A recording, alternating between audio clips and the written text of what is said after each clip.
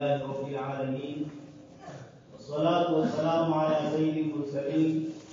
وعلى آله وأصحابه أجمعين. قال الله تبارك وتعالى في الكلام المجيد والفرقان الحميد: أعوذ بالله من الشيطان الرجيم، بسم الله الرحمن الرحيم. وإذا تتلى عليهم آياتنا بينات قال الذين لا يرجون لقاء نأتي بقرآن غير هذا أو بدله قل ما يكون لي أن أبدله من تلقاء نفسي إن أتبع إلا ما يوحى إلي إني أخاف إن عصيت ربي عذاب يوم عظيم. وقال النبي صلى الله عليه وسلم: خيركم من تعلم القرآن وعلمه. صدق الله العظيم وصدق رسوله النبي الكريم، ونحن على ذلك من الشاهدين والشاكرين والحمد لله رب العالمين. محترم و مکرم بقیت السلف حضرت صدر محترم، مہمان خصوصی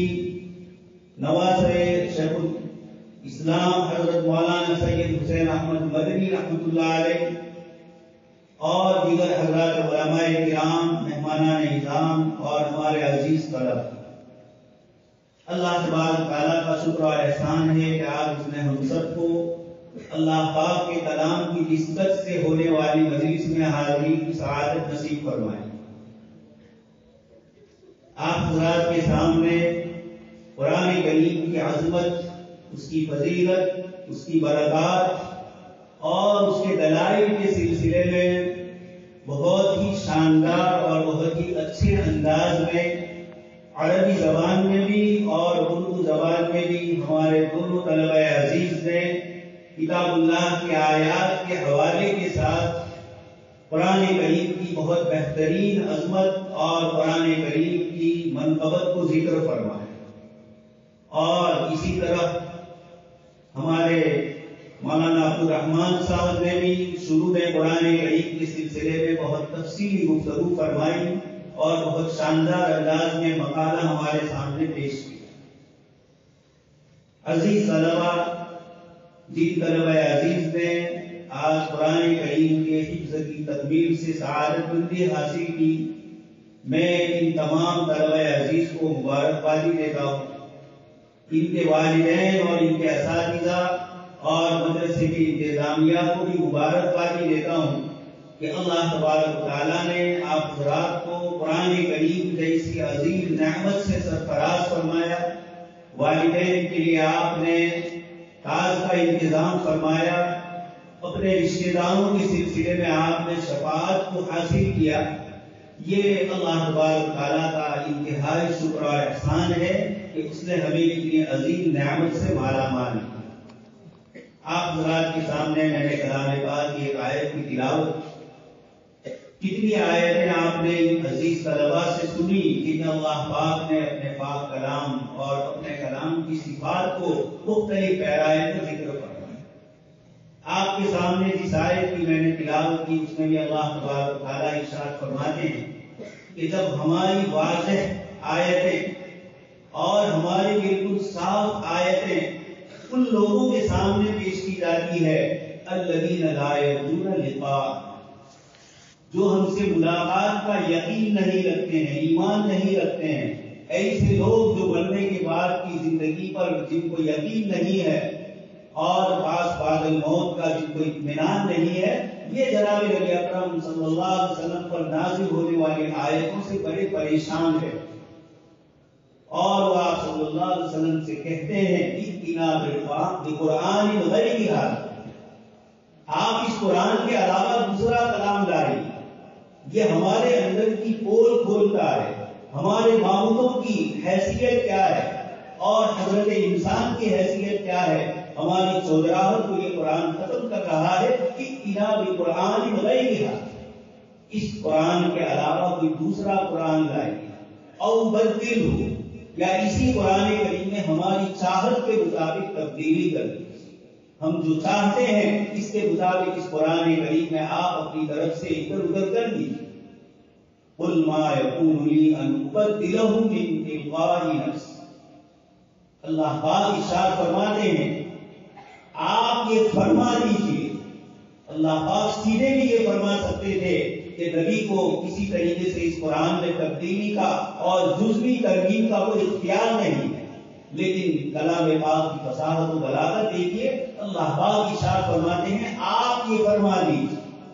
اتنی تاکیدی چیز ہے، اور جس ذات سے تم گفتگو کرتے ہو وہ اس کا جواب نہیں دیتے ہیں، اس کا جواب اللہ پاک کی طرف سے ان کی زبان مبارک سے ادا کروایا ہے. قل ما یکون لی ان ابدلہ، میں اپنی طرف سے ہرگز کوئی تبدیلی اور کوئی ترمیم اور کوئی جزوی فرق نہیں کر سکتا. اور پھر آگے آپ صلی اللہ علیہ وسلم نے ارشاد فرمایا میں اللہ پاک سے ڈرتا ہوں اگر میں نے اس کی نافرمانی. ایک اور آیت بھی آپ سن چکے ہیں وَلَوْ تَقَوَّلَ عَلَيْنَا بَعْضَ الْأَقَاوِلِ، اس میں بھی اللہ پاک نے یہی فرمایا. عزیز طلبہ، جناب نبی اکرم صلی اللہ علیہ وسلم کے زمانے سے لے کر آج تک کفر اور شرک نے قرآن کریم کو برداشت کرنے کی کسی طریقے سے ہمت نہیں. بڑی عجیب و غریب قسم کی سازشیں کی گئی. اللہ پاک نے ارشاد فرمایا لا یأتیہ الباطل من بین یدیہ ولا من خلفہ. لبید کے ذریعے قرآن کریم کا مقابلہ کروایا ہے،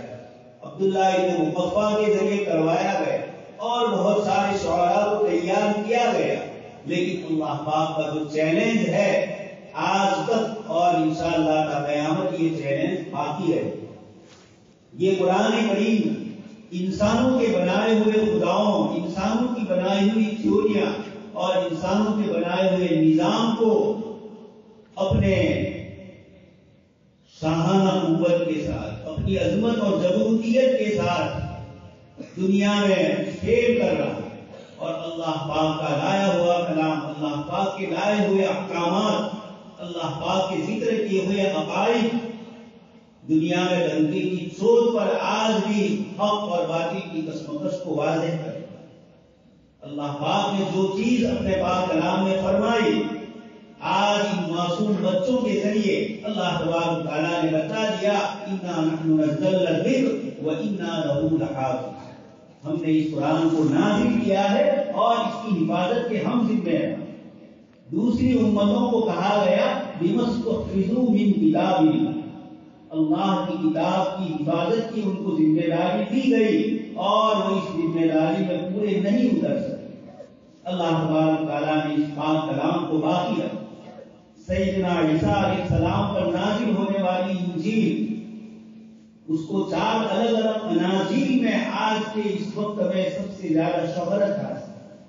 بہت ساری تعداد انجیلوں کی ہے، لیکن 4 انجیل ان کے یہاں مشہور ہے. انجیل متی، انجیل یوحنا، انجیل لوقس اور انجیل متی. یہ 4 انجیلوں میں سے کسی بھی اس لکھنے والے کی حضرت عیسیٰ علیہ السلام سے ملاقات ثابت نہیں، اور جس کی ملاقات ثابت ہے اس کی طرف ان 4 انجیلوں میں سے کسی کی نسبت نہیں کی. سیدنا موسیٰ علیہ السلام پر نازل ہونے والی کتاب تورات، اللہ پاک نے اس کو خود فرمایا یحرفون الکلم عن مواضعہ. انہوں نے اللہ کی کتاب میں لفظی تحریف بھی کی، معنوی تحریف بھی کی، اور نہ معلوم اپنی طرف سے کیا کیا چیزیں احکامات کی شکل میں انہوں نے دل پھیلائے. حضرت مولانا رحمۃ اللہ کیرانی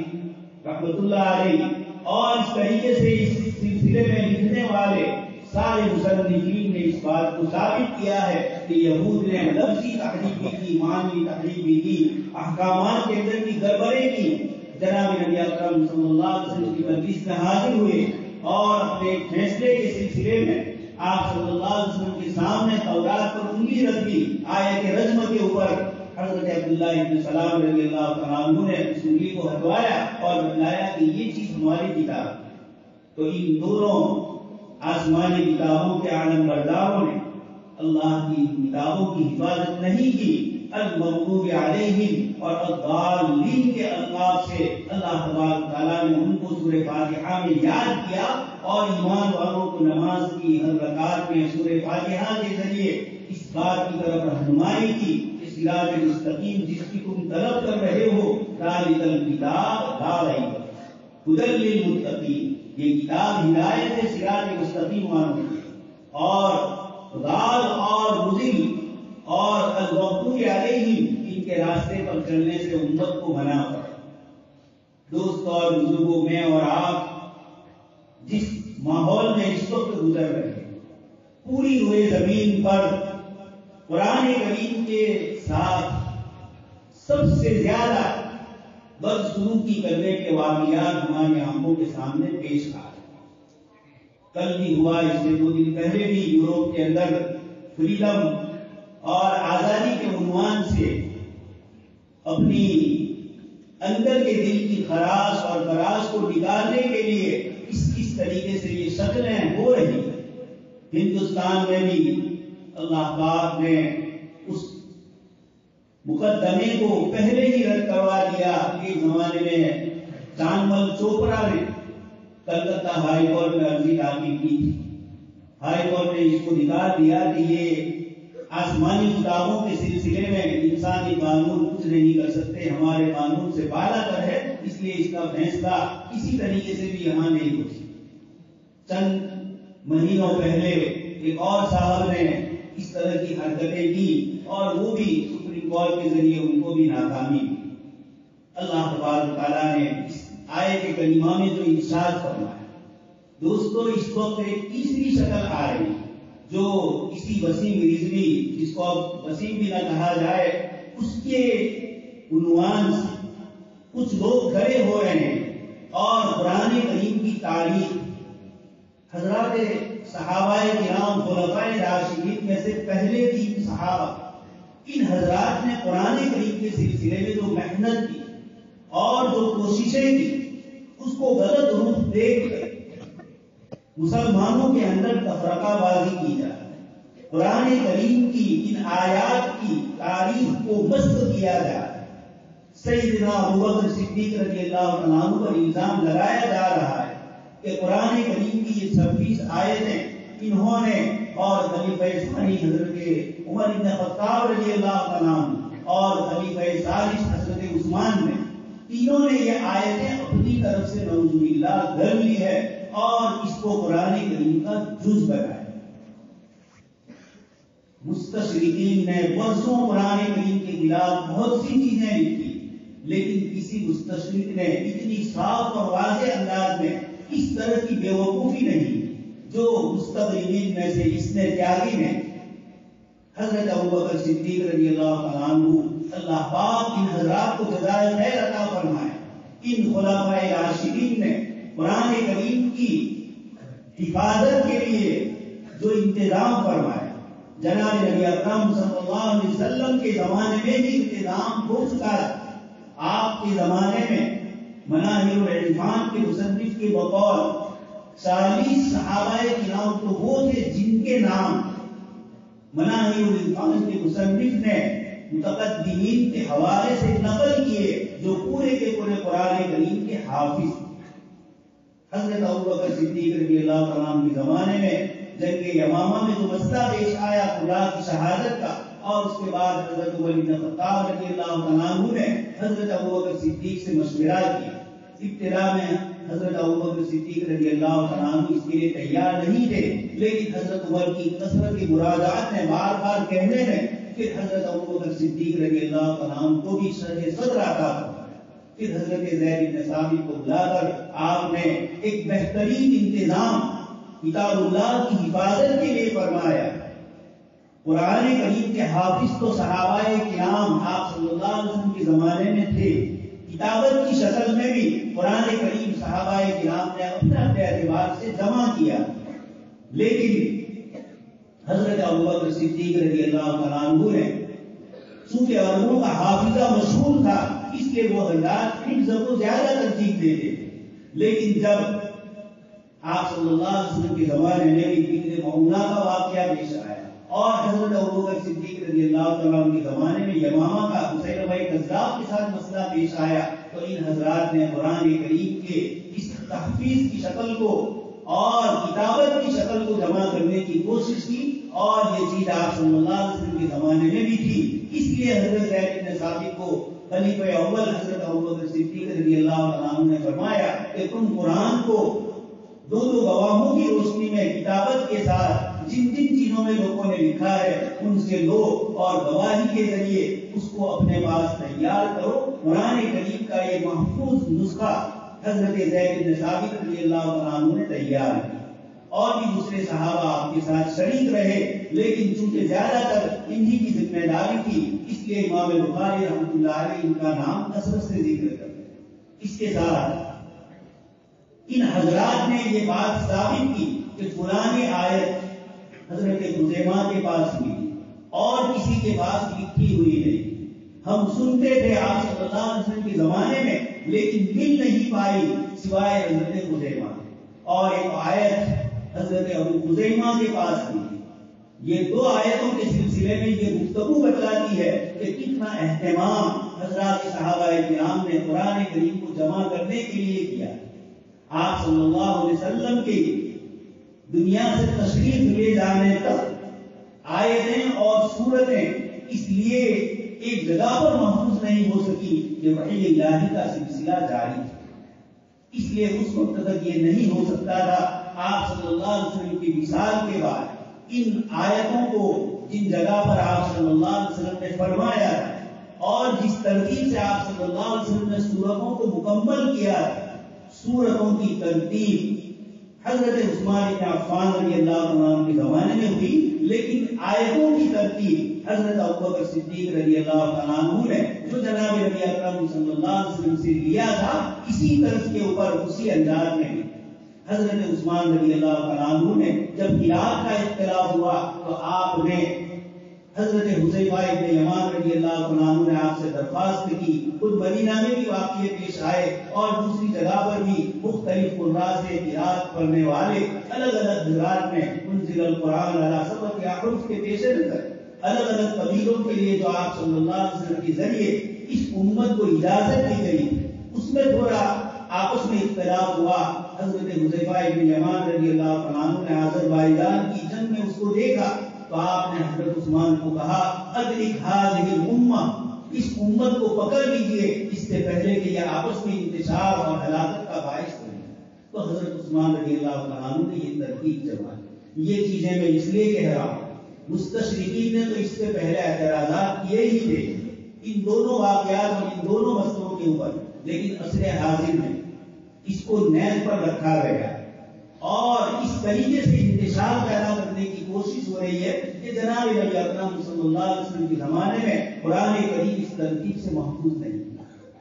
سورتوں کی ترتیب اور آیتوں کی ترتیب میں حضرات محدثین اور مفسرین کا اختلاف ہے سورتوں کے سلسلے میں، اس لیے کہ حضرت عبداللہ ابن مسعود رضی اللہ عنہ کا جو مصحف تھا اس کے اندر الگ الگ آیت الگ الگ سورتیں الگ الگ اعتبار سے لکھی گئی تھی، لیکن یہ حضرت عبداللہ ابن مسعود رضی اللہ عنہ کا اپنا ذاتی عمل تھا۔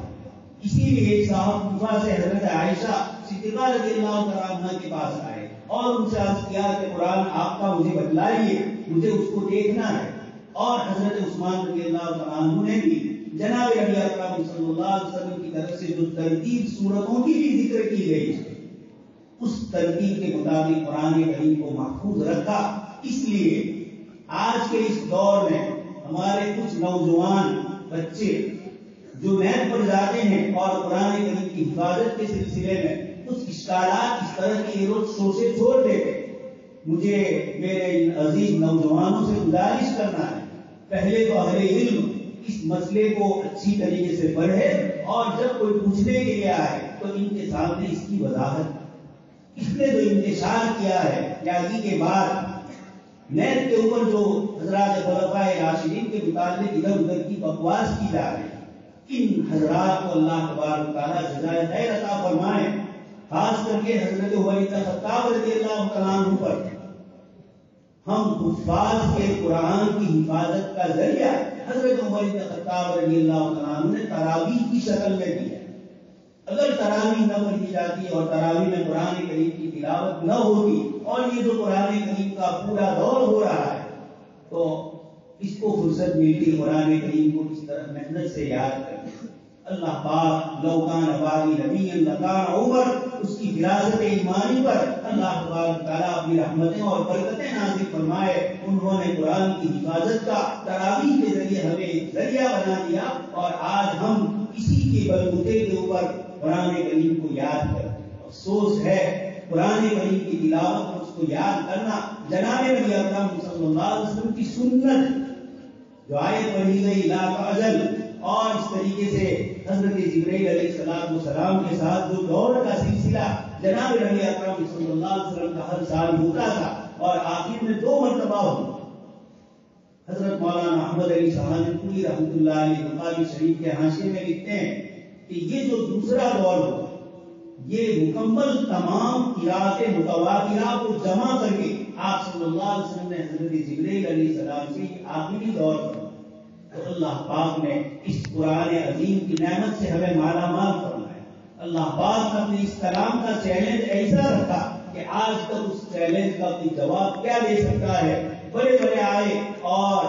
6 مہینے تک عبداللہ ابن مقفع نے کوشش کی، لیکن 6 مہینے کے بعد اپنا قلم توڑ دیا اور یہ کہا خدا کی قسم میں اس کلام کا مقابلہ نہیں کر سکتا۔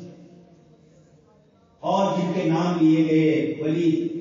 اور اس طریقے سے عتبہ، انہوں نے آپ صلی اللہ علیہ وسلم کے سامنے کیسی باتیں رکھی۔ جب حامیم سجدہ کی حامیم ترتیب اس کی جب صورتیں پڑھی گئی آپ صلی اللہ علیہ وسلم کی طرف سے اس کے سامنے، اور اس نے ان آیتوں کو سنا، تو جب آپ صلی اللہ علیہ وسلم ایک آیت پر پہنچے کہ اگر یہ لوگ اس طریقے سے باز نہیں آئیں گے تو ہم ان کا حال وہی کریں گے جو قوم عاد و ثمود کیا۔ اس نے آپ صلی اللہ علیہ وسلم کے چہرے پر ہاتھ رکھ دیا اور منہ بند کرنے کی کوشش کی کہ بس کیجیے، ہو سکتا ہے کہ ابھی اس وقت عذاب نازل ہو جائے۔ تو اللہ تبارک تعالیٰ نے اس کلام کو اس طرح محفوظ رکھا، اور آج تک بغیر کسی قسم کی ملاوٹ کے، ایک نقطے اور حرف کی کسی اضافے اور کسی کمی کے، اللہ پاک نے ہمیں یہ قرآن دیا ہے۔ ہم اس کی عظمت اور اس کی برکت کا لحاظ کریں، اس کی تلاوت کریں، قرآنی علوم کو لوگوں تک پہنچائیں۔ اللہ پاک نے اس دین کو کس طریقے سے محفوظ کیا ہے، اس کی کیا کیا شکلیں اللہ پاک نے فرمائی، اور خلفائے راشدین نے اس کے لیے جتنی محنتیں فرمائی، یہ سب ہمارے سامنے ہیں۔ اس لیے ہم قرآن کریم کی عظمت یہی کریں، کثرت سے اس کی تلاوت۔ حضرت مولانا فضل الرحمان بن مراد آبادی رحمۃ اللہ علیہ اخیری زندگی میں کثرت سے قرآن کریم کی تلاوت بھی کرتے تھے، تو لوگوں نے کہا، آپ نے فرمایا کہ جب صالح اور اللہ کا بندہ اللہ سے آخری قرب کا درجہ حاصل کرتا ہے، اس کی علامت یہ ہوتی ہے کہ اس کو قرآن کریم کی تلاوت سے شغف ہو جاتا ہے، اور قرآن کی تلاوت کے علاوہ اور دوسری چیزوں کی طرف اس کی توجہ نہیں ہے۔ تو یہ وہ قرآن ہے اللہ پاک نے جس کو معجزہ فرمایا، شفا فرمایا، کتاب انزلناہ الیک لتخرج الناس من الظلمات الی النور۔ دنیا میں ہزاروں قسم کی تاریخیاں پھیلی ہوئی ہے، یہی مدارس اسلامیہ کے حافظ اور عالم جا کر اس جناب نبی اکرم صلی اللہ علیہ وسلم کی نیابت میں اس ظلمات کو دور کر کے نورانی قرآن کو ان تک پہنچانے کی کوشش کریں گے۔ اللہ تبارک تعالیٰ سے دعا ہے کہ اللہ تبارک تعالیٰ ہم سب کو اس قرآن کریم کی عظمت اور اس کی قدر کرنے کی توفیق نصیب فرمائے۔ آمین۔ وآخر دعوانا